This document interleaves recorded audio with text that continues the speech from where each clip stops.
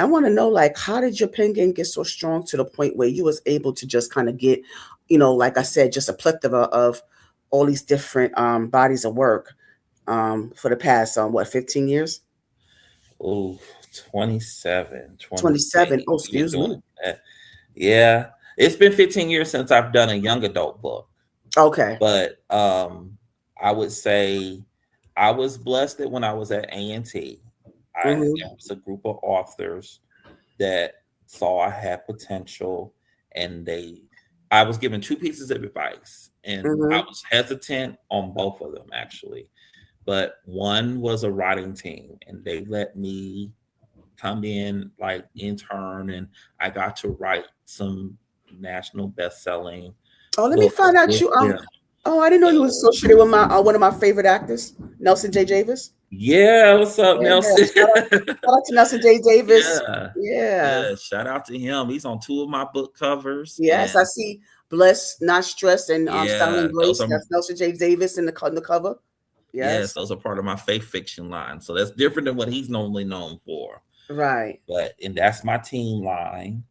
And so getting back to your question, they were like, we're gonna show you how to be in business. We see that you have potential, you want to do things. It was hard getting advice because you had some authors that would share advice, some that would not. I was blessed that Omar Tyree's Uncle Jojo would answer my emails. I think I definitely, definitely, Mm-hmm.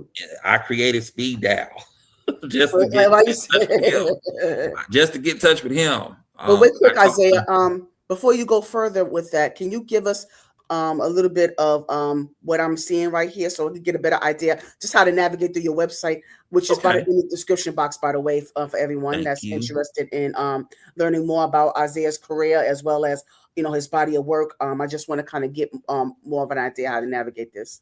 All right. So what you're seeing is the results of this book right here. November is National Novel Writing Month, and there used to be an organization Oh, called NaNoWriMo. And so what those organizations done is you would post, like you would upload your content as you wrote, and it was like how we kept each other accountable. And your goal was to write 50,000 words in the month of November. So what I did was, even though that organization wasn't available, Victoria Christopher Murray had a writers group that she encouraged different people she was mentoring and stuff. And she encouraged them to write. And I jumped in. I says, okay. And she said, yeah. And I got to participate with this writing group. And between that and some of the other young adult books, authors I was reading that year, I mean, last year, it was like they broke me out of this writer's block that I had been in, and I didn't think I didn't know I was going to write a young adult book.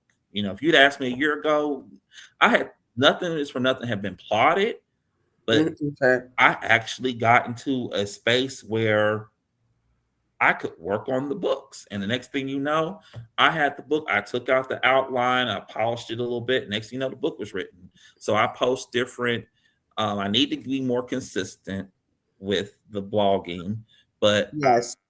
the different books and stuff there. So that book that's on the thing right there. Oh, there's a story behind that one. I can That's one of the imagine books just that by the title alone.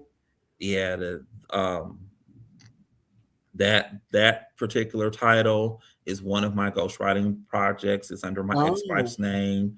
So, and I wrote that with another author. So that's one of the books that Urban Books. I ended up getting a deal with Urban Books later on down the line. That is one of the books they published. Oh, okay.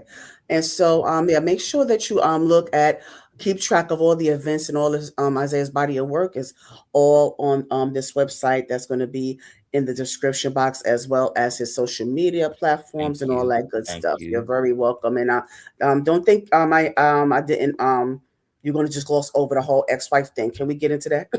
I want to get more into your into your dating I history. will You man, like let me see. be I will be nice. I did not have an Oh, amicable divorce. sorry. And unfortunately, it was a very public divorce. I had to rebuild this brand back because by the time I was married to her, I had launched my faith fiction line, and I had done that after being exposed for writing male, female books.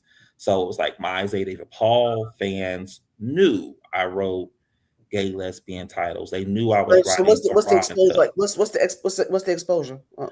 In the early They late trying to two find stages in it, thousands. or Oh yeah, see in the 2000s, you figure I was known for that was being taboo? around street lit Mm-hmm. author. So I was Mm-hmm. the young, I Oh, was the okay, got you. young adult author that had a loose connection to the hottest street lit authors in the game, and then I was exposed for writing those type of books. So it's like by the time I launched Isaiah Day Paul, it was like, yeah, I wrote those books, but now this is what I can do with God and Jesus. And I had gotten back into the church when I was with her at a Mm-hmm, mm-hmm. time. And like I said, to keep it short, our marriage didn't start out on a good foot because you have to, when you have a partner, if you're dealing with someone, you have to start with honesty. Okay, And right, right. we didn't start our marriage with honesty. Uh, Mm. I've not always gone into, even though I have not been shown that same courtesy, I've not always gone into the particulars of that in public. I will say that for a while I thought we were working together, but it ended up being me working, It's one and sided. yeah, it was way more one sided Mm. than that. So Okay, but we don't she, have to dig too yeah, much so into that. she ended up with she ended up with some of my works, not legally, but I ended up getting the name back because she violated our agreement. Mm. Wow. So So it was kind of a not so great situation. It yeah. was kind of a, yeah. And I know some, unfortunately, that does happen. And then also when you decide to share your space with someone, because to me that's a form of intimacy. By the way, I don't know if people Hmm. really realize that. It's when you're Yes. married and you share your creative space with someone, that's a form of intimacy that you try to take that. That's a violation in itself, and so I'm Yeah, sorry that you have to because go through that. So I yeah, don't think nobody understands that, Isaiah. That's the thing. yeah, thank you. Because a lot of people don't. It's like, when Mm-mm. and it's hard, like even when you're in spaces, because most people sided with her in the divorce because most Mm, people only heard what she was yes, telling people. right. Meanwhile, my work's being stolen from me. I'm paying for things that she was involved in that I'm not going to say publicly. Um, I'm still paying Yeah, restitution because it's for always some of two those sides. things. Yeah. Yeah, Mm, so I'm still paying. I mean, we've been mm, divorced now for 7 or 8 years, and I'm still paying for stuff. So that's still, mm. That building that back sucks. from that. Yeah, I'm Mhm. still building back from that. But you're But building. You're building. That's the most important thing. You said you're yeah, building. So yeah, but I wish you, abundance, in that journey. So like I said, I'm gonna thank put you. that I'm gonna put that subject to a close right now because I don't want but I thank you for sharing whatever piece that you had, because it's Thank very you. important that you shared that, by the way, because because we want to get into the reality of how things are in certain Right. people's journeys. I like to get into, like, as much reality as possible, Oh and yeah, what no problem. people have to really endure at times in order to, Mhm. like you said, not to give up, and not in order to try, keep trying again, you know, and not fail at it. So just understand that there's going to be some, reality for your asses. So yeah, I Yeah. just want to make sure that people understand that part. So thank you for sharing at least that much. Yeah, You no know, problem. No yeah, problem. absolutely. But how did you collaborate with this man right here? You know, um, All for right. So yeah, I roll on. met him. Yeah, so Yes. Roll before on I get Ray. to that, So yeah, so yes, he's a co-author of Don't Get Effed Up, right? You do that? You did that with him, or was it the yes. piece of Yes. ass? Okay, Yeah. so So I did both of you those did with both. him. Okay, I look. I'm not on this side of the screen. I have stacks of all my books just in case I have to pull them out and yeah, show. pull him out. Yeah, So show him. So Don't hold. these are his Yes, yes, books. I yes. wrote these under my other Shout out name, to Tony Cedric Rebel. Quincy. So Cedric yes, I Quincy. write the Cedric Quincy books too. I don't say it too often because I work with Right. little kids, but these books are more mature. And I got to meet with him because when I met with him at the time, I was ending, like we had already separated, but Okay. he was one of the few people that I could talk with. engaged with. He reached out to me and was like he wanted to write a book. And you hear that a lot when you're on the road and you're promoting books and you're doing interviews. You run into a lot of people say, "Oh, I want to write a book," and then everyone wants you to give them the tools, or, "Hey, my book's your bestseller." I said, "Well, you go ahead and write your book, and then if I'm able to help you at that time, I'll put you in the right direction." That's my thought process. And he had parts and ideas of his books that he was thinking about, and then I was hired to come in and co-write the books with him, and we ended up splitting the book because initially, don't the book became "Don't Get Effed Up" had a different title, and we ended up splitting. I was like, split the books up because you can get more bang for your buck. If you're going to spend all this True. money to True.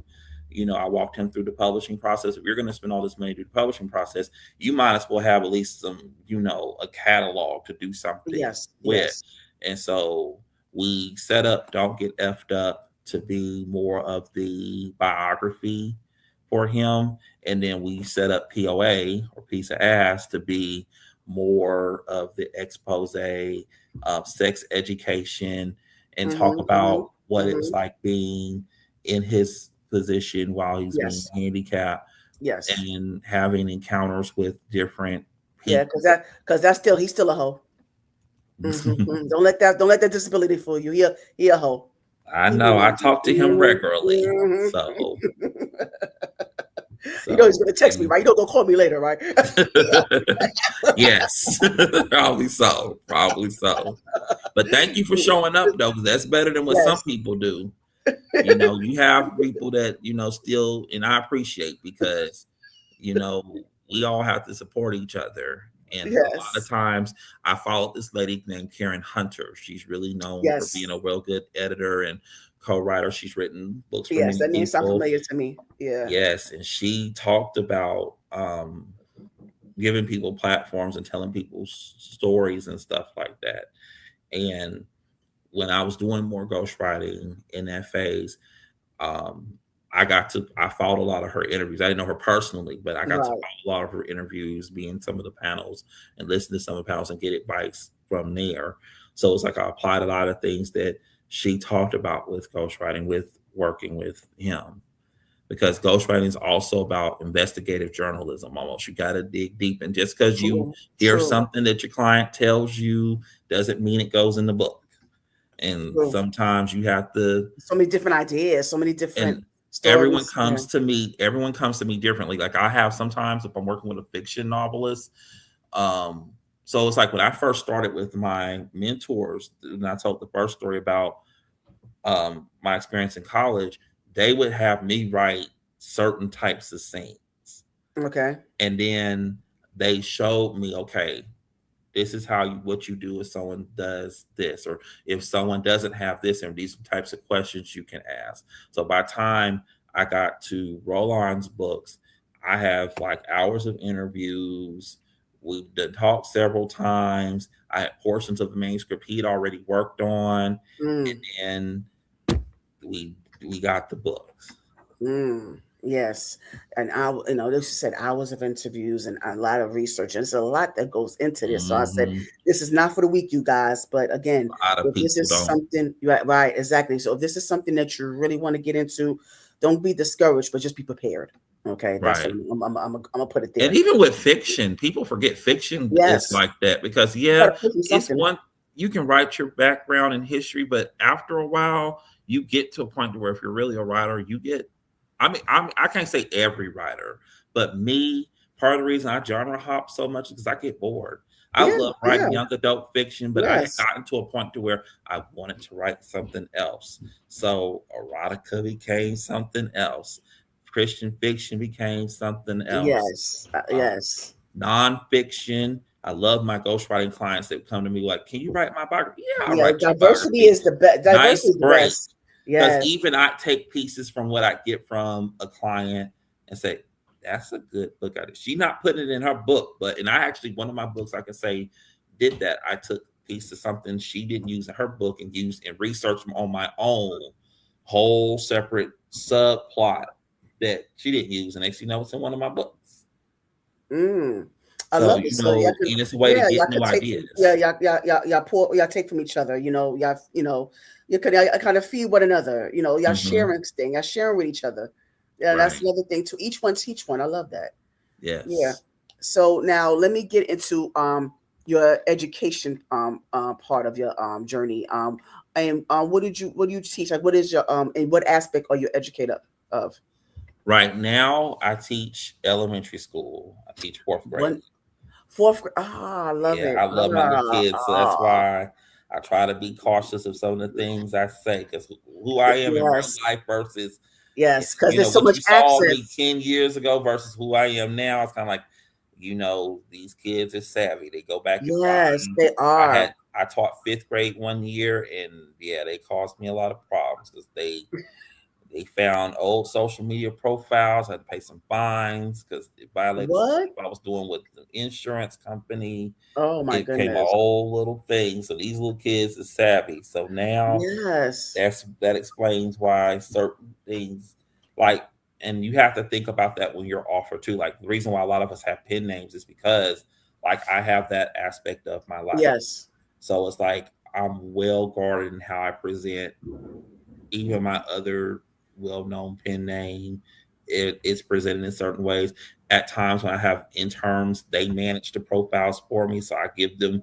So it's more spicy when they do it because they have more free reign. When it's me, it's like my fans can tell when I'm on the when I'm on the scene, because we doing more of this stuff. When they on the scene, I let them do what they want to do. Oh yeah, they have a lot of fun. They Let have me ask you that, Isaiah, because I want to get more, especially because we need more men teachers, by the way. So thank you for just being a part of that. thank you. Yeah, I appreciate that so much. We need more men teachers. And also as a teacher, I know I want to get because I had someone, I have an educator as well that I've interviewed with late last year. Shout out to Nicole McGraw. She's a member of my Hey, church as well. And so she kind of shared her experience, and I want to know, you kind of got more into how you balance out like your teaching as well as how you factor in your work, your authorship. I say that's the word I made up, right, authorship. You know, but right.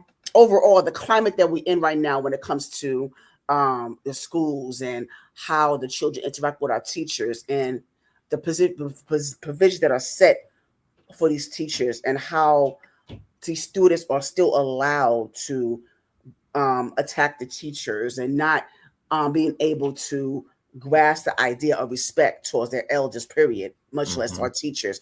And it's so Hmm. hard to find dedicated teachers that um, not in it for just a paycheck alone because they don't get y'all don't get paid enough. Oh, we We sure already know don't. that. We already know that. Especially in North So Carolina. right, exactly. So especially so knowing that you're still willing to maintain your position as a teacher, can you just get your perspective on the climate and the way it is right now? I will say when I started, now I've not been teaching for 20 years consistently, but when I started in education 20 years ago, I was a one on one direct care worker. I was a substitute and a teacher's assistant. It is a lot different. It is respect was more prevalent then than it is now. And I worked in the middle school and high school. We were also talking about Triple Crown Publications heyday. So it was known that I sold Triple Crown books while pumping my own work of art as well. So there was a definitive line between, like, the kids knew, especially with um, some of the kids I was involved with helping raise at that time. The kids knew that school time was school time. Mr. Paul is Mr. Paul at school. Mm-hmm. Don't ask me about, teacher role here. But Yes, yes, outside of school, that's when, excuse me, I did more work with, okay, it's like at that time the fight was you had more kids that wanted to read and were reading because not just because you didn't have social media, because the kids had MySpace and they were using MySpace and Black Planet yes. and AOL Messenger, like how kids are using all these things now. So it's not Mm-hmm. new in that respect, but kids were reading more. So like the issue 20 years ago was kids were reading Zane. kids were reading street lit. And shout out to Zane, because Zane's Yes, been yes. very helpful to all She's of such us an that, innovator. Yeah, she set the tone for so and many. sh- Yeah, and she is still helping people years later. But the conversation then was how a lot of us got into young adult fiction was, we need to create age appropriate stuff, because there was a gap. Because don't get me wrong, I love Walter D. Myers, and I still like and recommend his books today. But Walter D. Myers, we're coming into an age where some of Walter D. Myers' books were, they're 50 years old now. They were 30 years old then. So you're not hmm relating to Walter D. Myers the way I got into Walter D. Myers, because I came up where people relive in the 70s. Um, Now I can't get the kids to read a paragraph, let yeah, alone, and I yeah. these and I can, like I tell my colleagues now, remember how y'all was snatching up all those street lit books and Zane books and Lisa Jackson books and other people's books? These are the children of the people y'all snatched the books from. Yeah, So yeah. now they're not wanting to read, because it was like when I wanted to read, and that's the fight I'm having now with some of my colleagues. The people you were snatching books from, these are the children, the kids that you snatched the books from. And True. now they don't read because a teacher took a book out of their hands, or an adult took a book out of their Hmm hands without no context. And when we were publishing, especially those of us that were assigned to or affiliated with Triple Crown or your very successful urban fiction novelists, then one thing we did a good job of is we knew who the young adult authors were. So it was like, if I saw you reading Zane, it was like, okay, let's have a conversation about what did you get out of this. Just like how you asked me questions about waiting to exhale and what I got out of it 10 years old. I did the same thing with them. We did the same thing with them. Yes, And it was like we put Blueford hands in their street. A lot of people, and I appreciate all of them. When I was doing my Gerald Ives books, part of the reason I was successful was because my a bit Triple Crown affiliate, Triple Crown label mates were putting my team books in they bought my books to give them to and say, okay, and I don't want to put nobody on blast, but one street lit author would say, okay, after you read my book, I want you to read this book. He's young, he's younger, he's up and coming, he's doing books that are your age. We would put other age appropriate books in their hands. So it became yes, I wouldn't say ministry, but it became like a way we encouraged and redirected the conversation, because we had yes. conversations about the street life that you're Yeah, you getting try to in meet the them where they book. are. That's about that. You got And to meet them where they are. yeah, so we Mhm. did that then, but now because so many people are not reading, because the economy is different. It used to be back then you had two-parent household, you could work two jobs and not kill yourself and still make it. Yes, Now both parents need two jobs. And when whoever has a side piece needs to have a job that's contributing to that household. yeah, yeah. If you're gonna be the side piece, you You got contributing to too. contribute something too, right? It's These are don't. your You're kids not now living too. behind the So hearth yeah, anymore. Yeah. yes, if you want to be the side piece, you're gonna give us some side money and support this household. But no one's reading. Mm-mm, You don't have mm-mm. time to read, and it's not just screen time. You're not reading the books. You're not turning on the audio. Like you're not even putting on closed caption on the television. Mm. Everyone you're watching Raising Canaan, and no shout out, no diss to them, but there are kids in my classroom that can tell me about what's going on with Yeah. Raising Canaan Mm-hmm, mm-hmm, and mm-hmm. Power and P Valley. But then when I say, okay, read this, they can't read none of the words they're getting. You're not getting rap lyrics and CD inserts anymore, song lyrics Yeah, and CD inserts yeah. anymore. You're not Yes, getting the reading stuff. You know what I mean? When I was a kid back then, you had magazines. You had a plethora of magazines. You had yes, so many people printing stuff. yes, Now Isaiah. you Mm-hmm. don't have people printing. They're not. It's a fight to get them And it's so to. scary though, Isaiah. 'Cause you think about where their minds are going to be, because you need constant stimulation, and I really got to work on that too. Because there was a time growing up I used to read, but now Mhm. I don't read as much as I mean, I do, but it's not as much as I should. I confess to that, and I admit it's wrong. But shout out to my mom though. She's an avid reader. She still goes to the library Mhm. to Right. get books. She made sure she got all the Silk White's books. She was determined. And Mhm. shout out to Silk White, because he actually sent her a signed copy of Tears of a Hustler Part One. So I Right. really appreciate him for that. But my mom is an avid reader. She won awards for her her contribution towards literacy. We So used I to have a pizza really book appreciate club. her. Yeah, yeah. She needs to. I told her she needs to have a platform like this.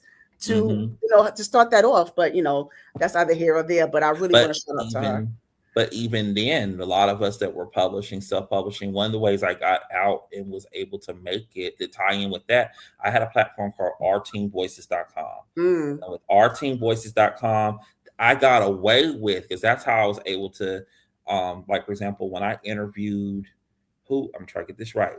I want to say when I interviewed Quan and Eric S. Gray, I talked about literacy with them. T Styles, we talked about Black and Ugly. I do remember mm-hmm, that interview. Me and her, because we talked about her book. That's one of my favorite books by her. We talked about that book a lot, and we talked about skin perplexion. So it was yeah, like when I had street lit or urban fiction authors, the conversations were about social issues. So I had a nice mix. But when I had Cecil R. Cross or J.D. Guilford or Celeste Norfleet when she was doing her teen line, or Rashada Tate Billingsley mm, when she did her teen line, I talked to them about their teen books and then talked with some of the social issues with too. So it was like a way for me to mix it together. And it's like now, I mean, I've thought about doing it again, but it's like I want to mm. make sure that if I do it again, I can still have that same impact. I think you will. So that's what, and you don't really have a lot of people like, because even back then you had um readers groups. You don't really have Yes, the readers groups now, yes, not like it was then. yeah, yeah. That's true. Yeah, that's so true. So I think that that's something to be discussed. That sounds like a panel discussion, by the way, Isaiah. Thank you for drilling that in me. Yeah, because I'm trying to No problem. think of different panel topics to discuss because I'm trying to establish that like at least once a month. Have like panel discussion. So I'm still working on that. It's kind of hard because I really want Right, to go against the grain on this one. I want to kind of speak on topics that I don't want to have the same old generic traditional style of panel discussions. I want it to be like I want to kind of get in the gutter with it. Let me just right. be honest with you. Yeah. So yeah. So thank you for kind of Yeah, no getting that on problem. me. No Yeah. problem. All Because I'm right. used to I'm Mm, used to even seeing that, and you don't see that now so much, or it's only certain right. people or in Mm-hmm. certain sessions, and even with technology, it's not being recorded or accessible Right. Right. like it used to be back then. And so, what do you suggest? What are some of the ways that we can reverse that? Like, what are some of the ways we can? What are some of the things we can do in an effort to re-engage? Or try to push people, Uh, adults and children, into Adults need to read reading. more first and foremost, because Mm, we need time where we're not, working crazy hours, where we actually have downtime to enjoy being adults. Because if we're not taking care of ourselves, you're not going to take care of these kids. yes. That's where part of it comes Facts. into. Hmm. I think that because, and as far as kids, graphic novels are popular, so Anime. that's Mhm. um, a thing. And I do Mm. incorporate graphic novels in my books. I use like the I Survived has a graphic novel series, so it's like we read both the textbook and the graphic novel. There's the graphic version of the Babysitters Club, so I buy a lot of those. Mm. I always get it wrong, so please, I Mhm. don't want none of the mango people to kill me. Naruto, I was gonna get Dragon Dragon Ball Ball Z. Z.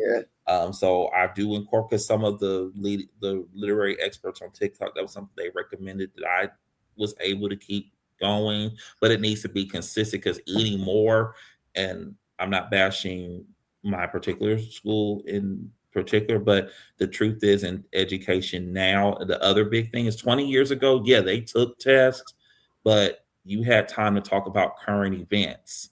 Um, you could mention being Muslim and it not be such a stigma, Yes. because there Yes. was a way you could do it. Hmm. Now our hands are tied behind our back. I have to be careful with how I speak about Yes. certain topics, because not that the kids can't handle it. I have to worry. My Yes. biggest No. problem is, I can handle the little chair throwers. I can handle the cussers. I have to worry about the The coworkers parents. I have that are jealous because they haven't done their dreams, or they're not happy in their lives, and they're only happy if they can. Like, I work with people and have worked with people who their greatest joy in the world is tearing someone down.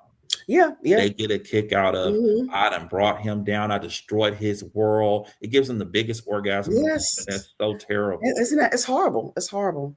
Yeah. So yeah, but And look out for those. um So, and how it relates, like with the kids, it's like you want to introduce them to certain things, but it's like if this book is not on this approved list, like now I got to keep track of how many books, and like there's some teachers don't want libraries in their books anymore because you Mm-hmm. got to keep a spreadsheet, and if you forget to update a book in a spreadsheet, it's a North Carolina law now, so it's kind of like discourage people from wanting to do such a thing. And then I got to know what's in all the books. I don't have time to read the 700 books that in my library. And I was nice enough that a teacher gave me more than half of my classroom library. I Mm. I have yet to read all those books.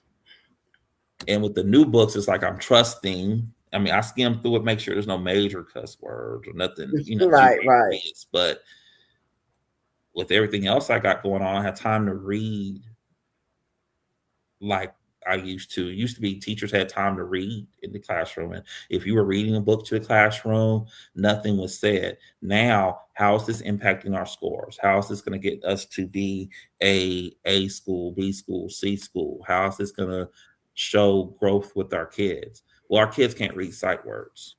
Mm-hmm. Mm. They can't, we don't get a chance to write. So that's another thing. You don't get a chance to write in the schools too much anymore. So Yeah, and they don't know cursive either. hmm Yeah. I made the So mistake of promising I was going to teach kids to write cursive. what Never happened? make that promise again. Hurt my heart because I really wanted to do it. Like I Yeah, had every yeah, intention in the world to do it, half the stuff, but didn't get to do it. I said I will never say that again. yeah. Okay. Now sometimes it's, you I know your intentions were pure, so Yeah. we get that. But now I want to get a little bit more screenwriting. Let's get into that. Yes. I Yeah. got into screenwriting when I was at A&T. No, before I was at A&T, I in high school, I knew I wanted to be an alpha. I figured it out. I wanted to be an alpha. And I Okay. eventually became one. Took a long time, but I eventually became one. Um, and so there was a man named Darius Gordine. He wrote a soap opera called Acid. He later called it Acid Sands Burn, and it What's was it on called? his it was What's it on called? his it's called As the Sands Burn, and it As was as this like how remember like as the world turns. oh, okay. So it was in Greek terminology, as the sands burns you. If you As it become since Greek, burn. if you pledge, you cross the burning sands. That's where that Oh, comes okay, from. okay. Kind of. So he wrote a soap opera about Greek life, and he talked in Mm. different characters. Some were Greek, some were trying to become Greek, some were against Greeks or whatever. And in a college HBCU setting, and so he was writing these soap operas, and next thing you know, I wanted to write these too. So I was reading them. I wasn't supposed to be reading them, but I was reading them. Um, and I started writing my own web drama. So while I was writing novels, I was writing these things as well. And um, so I was going back and forth between writing books, writing the web dramas, and I would publish them online like he published his online. Because for a while, BET.com, it was a as a Sandsburg segment for like 3 or 4 years. They published some of his soap operas on their website. So I was like, okay, this could be another avenue I can get into publishing. And so I would, when my Hold On Be Strong got to be popular. Of course, everybody wanted Hold On Be Strong too. I didn't like writing sequels then. I still kind of have a commitment issue when it comes to sequels because I write books out of order and Mm. sometimes I don't always I write what comes to me. I don't always feel like I need to write. Right. Like now, Yeah. if All someone over else the comes place. to me, now what happens with my ghostwriting clients, not to deviate too much, is I'll get someone that they got, say, 4, 5, 6 books in a series, and can you write book 7? Yeah, I'll write your book 7 because I have a chance to read all the 6 books, come up with my notes, and oh yeah, I'll be done have book 7 done before I went to bed. Uh, you know why I don't have no book 7? I can do it for somebody else's books. I can't do it for Yeah, mine. but Kind of not like not in the editing. order that you I'm want good it. at Right. proofreading, editing. I'm good at proofreading everybody else's books, but don't ask me no questions about mine.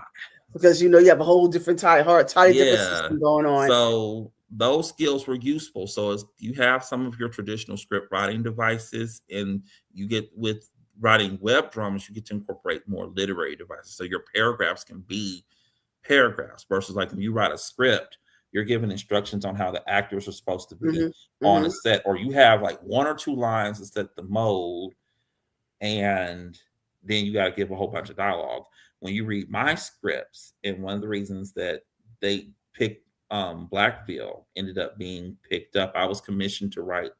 It was a television show before it became a movie. Before they put all the episodes together for a movie, it was a television show, and I was commissioned to write that show.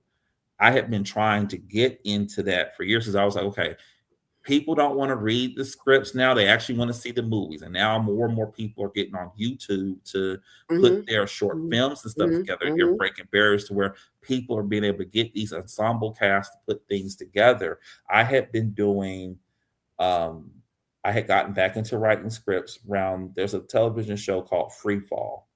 And Free Fall, like 15 years ago, 10, 15 years ago, was it was one of the first predominantly gay web successful, not just black gay web series, black web series, period.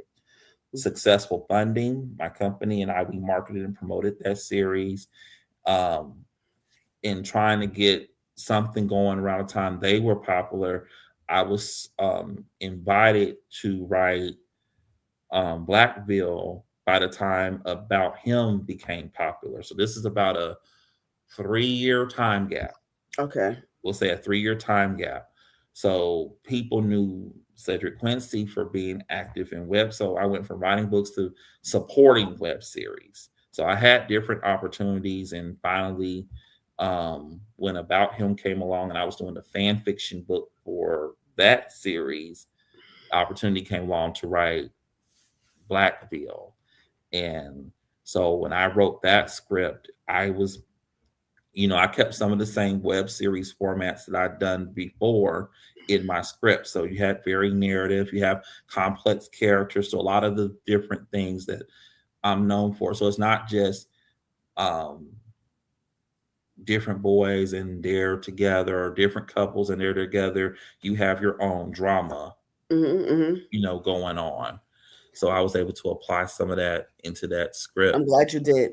Yeah, I'm glad you did. And so, and good luck with that too, because I mean, you have so many, you got your hands in so many different things. And I know that, that Midas touches there. So I'm just glad that I'm able to be a part of just a smidgen of this journey with you. So thank you. Yes. So, but also briefly before we go continue, I Mhm. just want to briefly discuss with you. You said that you was part of the, was it Alpha Alpha? Yes, that's my Yeah, fraternity. okay, and I wanna tryna get into because you know the how they nowadays is a lot of denouncements and Oh man. religious conflicts and how it's demonic it is. So I want your take on that real quickly. My thought process respectfully is that, and I've I do get that some people may fall out of love with the fraternity or sorority for different reasons. Everybody has, I can only say so much because I'm one of those Mhm, people that, if because this is an open platform, mhm, mhm. I have to be careful what I say. And what I say Yes.